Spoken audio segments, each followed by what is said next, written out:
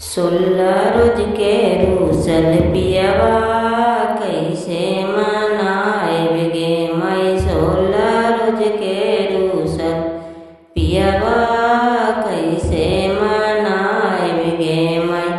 तेल देवै कंघी देवै झरला झूल पिया गे मैं।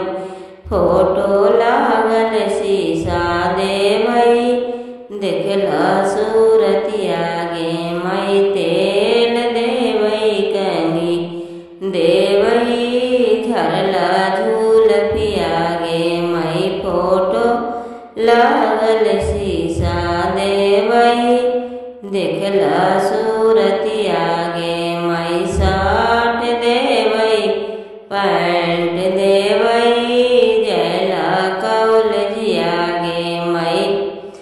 जीन्स देवै टी शर्ट देवै